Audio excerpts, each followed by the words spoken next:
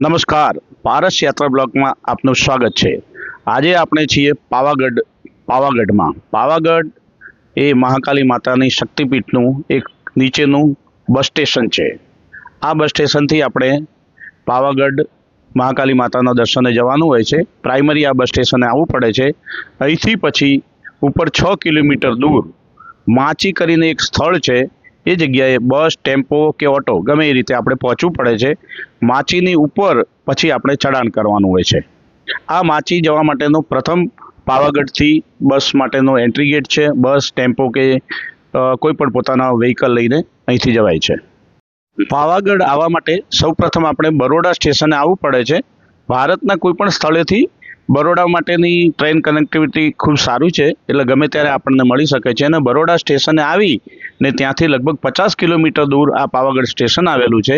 ત્યાંથી પછી આપણે આ રીતે માચી પહોંચવાનું હોય છે। પાવાગઢ એટલે સંસ્કૃતમાં એનો અર્થ થાય છે પાવાનો અર્થ થાય છે પાવન, ને ગઢ એટલે પર્વત, પવિત્ર પર્વત એવો એનો અર્થ થાય છે। આ પર્વત સમુદ્ર લેવલથી 900 મીટર ઊંચાઈનો છે, એટલે લગભગ 900 એટલે 2700 ફૂટ જેવું છે।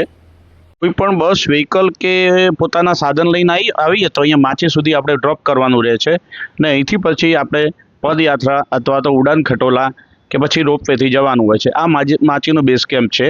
હવે તમે આ જે જમણી બાજુ જુઓ છો, આ જે દરવાજો રેવા પથ લખેલું છે, એ પદયાત્રીઓ માટે પગથિયા છે। અહીંથી 2500 પગથિયા છે, ને ડાબી બાજુ જે આ દેખાય છે એ રોપવે માટેનું એન્ટ્રી ગેટ છે। રોપવેની ટિકિટ અહીંથી 150 રૂપિયા છે, બદલાઈ શકે છે ભવિષ્યમાં, અને આ રીતે રોપવેથી આપણે ડોલીની અંદર જવાનું હોય છે। એક સ્કીમ રોપવેની એવી પણ છે કે 974 રૂપિયા તમે ભરો તો પાવાગઢ, અંબાજી અને જુનાગઢના કમ્બાઈન ટિકિટ છે। અહીંથી આપણે બેસીને પછી પાવાગઢના જે દૂધિયો તળાવ છે એનાથી થોડુંક નીચે ઉતરવાનું રહે છે, ને ત્યારબાદ બીજી 300 પગથિયા આપણે ચડવાના હોય છે મહાકાલી મંદિરના દર્શન માટે। ખૂબ સુંદર નજારો હોય છે આ આપણે ડોલીથી જઈએ એટલે। આજુબાજુના ખૂબ સરસ કુદરતી વાતાવરણ હોય છે, જંગલોથી સભર આ જોરદાર ઝાડ ને બધું દેખાય છે। ખૂબ ઊંચાઈનું ફિલિંગ થાય છે। ખૂબ ઊંચાઈ ઉપર છે એટલે ફિલિંગ તો આપણને રહેવાનું જ છે, પણ ભગવાનની યાત્રાએ આપણે મહાકાલી માતાજીનું સ્મરણ કરતાં કરતાં લગભગ 7 થી 8 મિનિટમાં પહોંચી જઈએ છીએ। પછી ત્યાં એના ડોલીના ગંતવ્ય સ્થાને આપણે ઉતરી જઈએ, ને પછી તરત થોડાક બહાર નીકળીએ, તેનાથી એક બે મિનિટમાં બહાર નીકળીએ ત્યાર પછી એક ખૂબ સરસ નાનું બજાર આવે છે। ખૂબ જ સરસ શેડિંગ કરેલું છે, આજુબાજુ સરસ ખૂબ દુકાનો છે, જમવાની ખાણીપીણીની ખૂબ સરસ વ્યવસ્થા છે। અહીંયા જે મતલબ જમવાનું હોય એ નાસ્તો છે કે અહીંનું એક ખીચું ખૂબ પ્રખ્યાત હોય છે, પાપડીનો લોટ અથવા તો ખીચું કહે છે, એ ખૂબ સરસ અહીંયા હોય છે। પછી માતાજીની છબીઓ, ચૂંદડી એવું બધું। ડાબી બાજુ એક પ્રાચીન જૈન દિગંબર મંદિર આવેલું છે। એના પછી આ સમતળ જે આખું બજાર આપણે વટાવીએ, આ જો માતાજીની છબીઓને બધું અહીંયા મળી જાય છે, ચૂંદડી મળવી હોય તો એ બધું, આ બધું બજાર વટાવીએ ત્યારે સામે જ આપણને દૂધિયું તળાવ જોવા મળતું હોય છે। દૂધિયું તળાવ એટલે આ જે ટી આકારે આખો આપણો એન્ડ આવે, ને આ બજારના ખુલતા જ સામે જ તરત દૂધિયું તળાવ આવે, પછી આપણે જમણી બાજુ માતાજીના મંદિર માટે જવાનું હોય છે। દૂધિયું તળાવનો નજારો ખૂબ સરસ હોય છે, અને આ છે દૂધિયું તળાવ। પાવાગઢના ટોચ ઉપર આવેલી સમતળ જગ્યામાં આ દૂધિયું તળાવ આવેલું છે। ચારે બાજુથી આને બોર્ડર કરીને વ્યવસ્થિત પાળ બનાવેલી છે। અહીંયા કેટલાક ભક્તો સ્નાન પણ કરે છે, અને પછી મહાકાળી માતાજીના દર્શને જાય છે। આપણે જમણી બાજુ જઈએ એટલે તરત એનો આગળ થોડોક જતાં પ્રવેશદ્વાર આવે છે માતાજીનો, અને ડાબી બાજુ એને એક અન્નક્ષેત્ર નવું બનાવેલું છે, ત્યાં ભોજનનો પ્રબંધ થઈ શકે છે। આપણે હવે જમણી બાજુ જઈ અને ભગવાનની જે 300 સીડીઓ ચડીને ભગવાનના દર્શને જઈએ છીએ, એમાં થોડોક વચ્ચે બેસવાની ખૂબ સરસ વ્યવસ્થા છે। જો થાક લાગે તો લોકો બેસીને સેલ્ફી ને ફોટો, અત્યારે તો ઘણું બધું થઈ ગયું એટલે લોકો અહીંયા પવન ખૂબ સરસ આવે છે। આ પાવાગઢની ઊંચાઈને લીધે આને પવનગઢ પણ એટલે પાવાગઢ પણ અભ્રસ્ત કરીને કહેવામાં આવ્યું છે। હવે આ સીડીઓ ચડીને મેઇન માતાજીનો એન્ટ્રી ગેટ ચાલુ થાય છે, એ પરસાળનો મેઇન એન્ટ્રી ગેટ છે। એના પછી 2 મંજિલની ઇમારત છે। ડાબી બાજુથી આપણને એન્ટ્રી માટેની જગ્યા આપેલી છે, ને જે લોબી છે એ ખૂબ જ સરસ છે। અહીંયા થોડીક બેસવાની, પાણીની એવી વ્યવસ્થા છે, ને ડાબી બાજુથી જો આપણે જોઈએ ને તો નીચેનું આખું ડાબી બાજુનું એક નીચેની તળેટીનો વ્યૂ ખૂબ સરસ દેખાય છે. એની અંદર નીચેની જે લેન્ડસ્કેપિંગ છે એ ખૂબ જ અમેઝિંગ છે ને રેલિંગ્સ ખૂબ સરસ આવેલી છે કે જેથી કોઈ સેફટીનું ધ્યાન રાખવામાં આવેલું છે. આ જો મેં નીચેનો એક નજારો તમને બતાવું, ખૂબ જ સરસ લેન્ડસ્કેપિંગ આવે છે. જે જમણી બાજુ એક નાનું જે ચોકટા જેવું સર્કલ દેખાય છે ને એ તળાવ છે ને એની કોર્નર ઉપર જે કોઠાર જેવું દેખાય છે કે જૂના જમાનામાં અહીંયા ભંડારો ભરી રાખવા માટે આવા કોઠારનો ઉપયોગ થતો હતો. આ જે દેખાય છે સામે તળાવની કોર્નર ઉપર એ કોઠાર છે અને આ જે તળાવ દેખાય છે, ખૂબ સરસ અમેઝિંગ વ્યૂ આવે છે. જો નીચેનો આ ખંડ પર્વત છે. ખંડ પર્વત એટલે આમ વ્યવસ્થિત એનું બોન્ડિંગ થયેલું હોય છે. હિમાલય છે એ ગેડ પર્વત છે, એમાં ગેડ ઉપર ગેડ હોય ને આ જે અગ્નિકૃત ખડકો હોય ને એમાંથી બનેલો આખો અગ્નિકૃત ખડકોનો પર્વત છે આ. હવે અહીંથી ઉપર જોઈએ, જો લોકો અહીંથી ખૂબ સરસ રીતે જોવે છે. આ પરસાળથી ઉપર જઈએ એટલે તરત મહાકાલી માતાજીનો મેઇન ગેટ છે. ત્યાંથી ધજાજીના દર્શન થાય છે ખૂબ સરસ. અને મહાકાલી માતાજીને દર્શનોનો ભક્તો ખૂબ લાભ ઉપાડે છે. અહીંયા પરસાળ ખૂબ જ મોટું છે, ખૂબ જ ભક્તોની ભીડ હોય તો પણ અહીંયા મેનેજેબલ છે. આજુબાજુ હજુ પણ ખૂબ ડેવલપમેન્ટની વ્યવસ્થા થઈ રહી છે, એટલે હજુ પણ લગભગ મોટી જગ્યા બની શકે એવું છે અને સગવડો પણ વધી શકે એવું છે. જય ભગવતી મહાકાલી.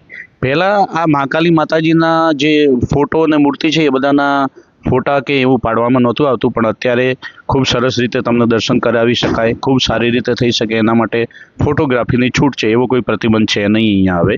ને ભગવાનના દર્શન કરવામાં ખૂબ દૂરથી પણ તમે ખૂબ સારી રીતે દર્શન કરી શકો. એટલી બ્રોડ એમનું મુખ બનાવેલું છે કે એનો દરવાજો ખૂબ વ્યવસ્થિત છે, એટલે દૂરથી પણ ખૂબ સારી રીતે દર્શન થઈ શકે છે. ભગવતી મહાકાલી માતાના દર્શન કરીએ છીએ. બોલો શ્રી મહાકાલી માત કી જય. જય ભગવતી મહાકાલી. સર્વનું કલ્યાણ કરજો ભગવાન, સુખ શાંતિ સમૃદ્ધિ કરજો, ધન ધાન્યથી ભંડાર ભરપૂર કરજો અને સર્વનું કલ્યાણ થાય એવું આપને પરમ પ્રાર્થના કરું છું. ભગવતી મહાકાલી આપની જય હો. જય મહાકાલી મૈયા. જેમ ગીતામાં કહ્યું છે તેમ કરેલું ફોગટ જતું નથી, તે રીતે ભગવતી મહાકાલીના દર્શન કર્યા પછી એ ફોગટ જતા નથી. એના કોઈને કોઈ રૂપે આપણને એનું ફળ જરૂર પ્રાપ્ત થાય છે. એ બધાની આસ્થા છે અને મારી તો સંપૂર્ણ આસ્થા છે. ભગવતી મહાકાલીના દર્શન કર્યા બાદ આપણે હવે ડાબી બાજુથી એનું માતાજીનું એક્ઝિટ છે અને બેક સાઈડ મંદિરની પાછળની સાઈડ ત્યાંથી જવાય છે. ત્યાં આપણે પાછળ જઈએ. જય મહાકાળી માતાજીના મંદિરનું ડેવલપમેન્ટ ખૂબ જ સરસ થયેલું છે. હું ઘણા વર્ષો પહેલાં આવ્યો ત્યારે આટલી બધી સગવડ નહોતી. ઉપર દર્શન કરવામાં પણ ખૂબ ભીડ રહેતી હતી. આવવા જવાના પગથિયા પણ ખૂબ થોડાક સાંકડા લાગતા હતા ને તરત દર્શન કરીને તમારે નીકળી જવાનું, એટલે કંઈ દર્શન કર્યા જેવું લાગતું નહોતું. પણ આ વખતે તો હું આવ્યો, ખૂબ જ અલભ્ય લાહવો મને પ્રાપ્ત થયો. જય મહાકાળી માતાની કૃપા છે. હવે આપણે મહાકાળી મંદિરના બેક સાઈડમાં પાછળના ભાગમાં જઈએ છીએ, જે ખૂબ જ સરસ. અહીંથી ધજાજીના દર્શન થાય છે. ખૂબ જ પવનથી ધજા લહેરાતી ખૂબ જ આમ સોહામણી લાગે છે. ડાબી બાજુ બટુક ભૈરવનું એક મંદિર છે. બટુક ભૈરવ આમ તો ત્યાંના ક્ષેત્રપાલ કહેવાતા હોય છે, એટલે બટુક ભૈરવનું મંદિર હરેક જગ્યા હોય એ સ્વાભાવિક છે. એના દર્શન કરીને પાછળની બાજુ આપણે જઈએ તો ત્યાં પાણીની વોટર કુલરની સરસ વ્યવસ્થા છે. પછી ત્યાં ગાદી પૂજન કરવું હોય અથવા તો પાદુકા પૂજનની ભેટ વગેરે સ્વીકારવાની અહીંયા એક અલગ ઓફિસ છે આ મહાકાલી માતાજીની. લોકો અહીંયા ભેટ પૂજન આપતા હોય છે અને એની પહોંચને બધું મેળવી લેતા હોય છે.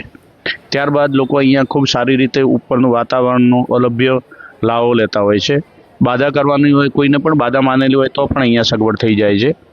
એના પછી કોઈને બીજી પણ પ્રસાદી અહીંથી લેવી હોય તો પ્રસાદીનું કાઉન્ટર પણ છે કે ભગવાનને ચડાવેલી પ્રસાદી અહીંયા મળી જાય છે.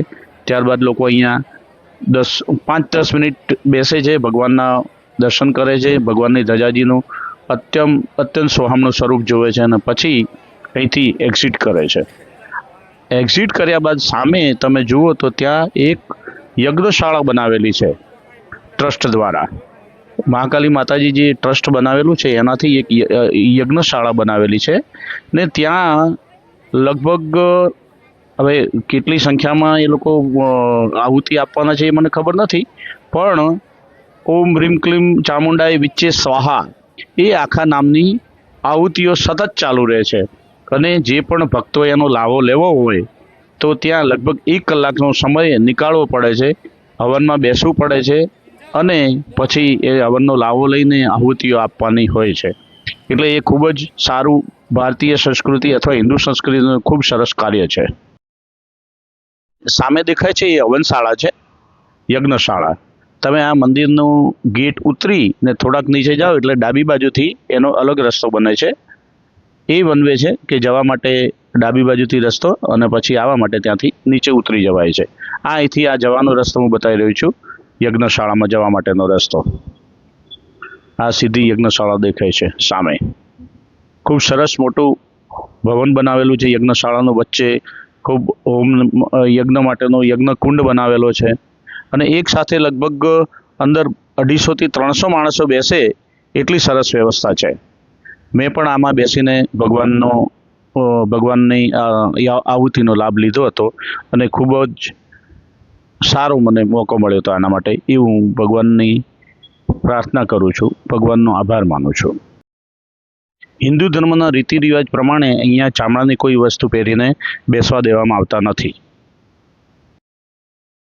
યજ્ઞશાળામાં સંપૂર્ણ યજમાનો ગોઠવાયા બાદ એને વ્યવસ્થિત રૂપે ચાલુ કરવામાં આવે છે અને આચાર્યજી દ્વારા ઓમ રીમ ક્લીમ ચામુંડેય વિચ્ચે એ બોલવામાં આવે છે સતત, અને સ્વાહાનું ઉચ્ચારણ કરીને જે યજમાન બેઠા હોય છે એ બધા આહુતિ આપે છે.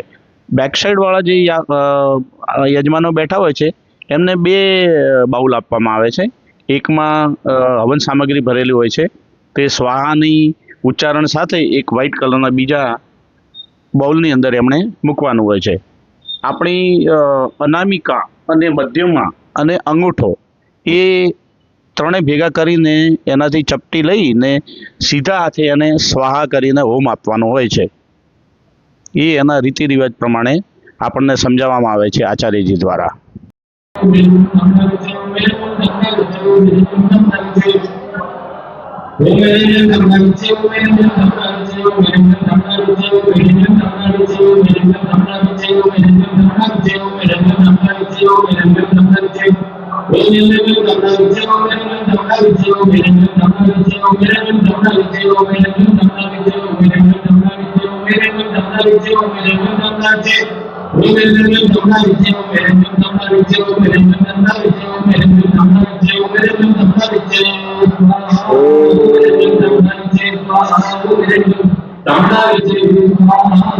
હમણાં તમને જે યજ્ઞશાળામાં પ્રત્યક્ષ જે ધ્વનિ હતો, મહાકાલી માતાજીની જે શક્તિપીઠ છે એની અંદર જે હવન યજ્ઞશાળામાં જે હોમ હવન ચાલી રહ્યો છે એનો એકચ્યુઅલ કે જે ત્યાંનો પોતાનો વોઇસ છે એ તમને સંભળાવવામાં આવ્યો છે. આની અંદર કોઈ એડિટિંગ કે એવું નથી, એટલે એ ખૂબ આપણા માટે દુર્લભ વસ્તુ છે. હવે આ બધું પતાવ્યા પછી અમે નીચે ઉતરી ગયા હતા અને જમવાની અહીંયા ખૂબ સરસ વ્યવસ્થા કરવામાં આવી છે પ્રશાસન દ્વારા. એટલે અહીંના જે ટ્રસ્ટ છે એનાથી અંદર 20 રૂપિયામાં લગભગ 2000 માણસો એક સાથે જમી શકે તેટલું મોટું અહીંયા અન્નક્ષેત્ર બનાવવામાં આવ્યું છે ને 20 રૂપિયાની બિલકુલ નોમિનલ ચાર્જમાં 2 ટાઈમ અહીંયા જમાડવામાં આવે છે. એની અંદર દાળ ભાત અને શાક ને રોટલીઓ અનલિમિટેડ હોય છે. ત્યારબાદ જમણી બાજુ નીચેની તરફ જતા દુધિયા તળાવના નાકા ઉપર જ વિશ્રામાલયની વ્યવસ્થા છે. ફક્ત 10 રૂપિયામાં તમને સાંજે 8 વાગ્યા પછી પથારી આપવામાં આવે છે અને ત્યાં પણ લગભગ 2000 થી 2500 જણા નાઇટ સ્ટે કરી શકે છે. સવારમાં 5 વાગે પાછું આરતીના સમયે હાજર થઈ જવાનું હોય છે. જે ભક્તોને સમજો કે રાતની આરતી કરવી હોય અને સવારે આરતીમાં હાજર રહેવું હોય એમના માટે આ ખૂબ સરસ મોકો હોય છે. આ રીતે ફરી આપણે ભગવતી મહાકાલીની યાત્રાનું દર્શન કરી ને રોપવેથી ફરી આપણે નીચે ઉતરી ગયા અને ત્યારબાદ નીચે માચી થઈ ને ફરીથી ત્યાંથી આપણું જે કોઈ પણ સાધન હતું એ લઈને પછી પાછા પાવાગઢ પહોંચ્યા અને લગભગ આ સવારે જઈને 1 દિવસમાં તમારી યાત્રા પૂર્ણ થઈ જાય છે.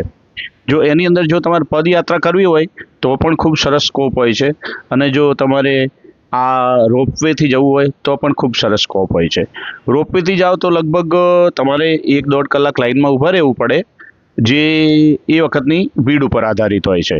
ત્યારબાદ તમારે 300 સીડી ચડવાની, પછી લગભગ 1 કલાક દર્શનનો થાય અને બીજો લગભગ કલાક નીચે આવતા થાય. એટલે ટોટલ માતાજીની યાત્રામાં પાવાગઢ પછી તમારે 3-4 કલાકમાં પતી જતું હોય છે.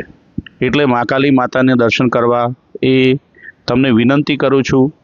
અને જો મારી આ યાત્રા તમને મને સફળ થઈ હોય તો તમે સફળ મને કરાવવા માટે સબસ્ક્રાઈબ અને લાઈક જરૂર કરજો. જય મહાકાલી માતાજી. તમારો ખૂબ ખૂબ ધન્યવાદ. મારી સાથે ભગવતી મહાકાળીની યાત્રા કરવા બદલ આપનો ખૂબ ખૂબ આભાર માનું છું.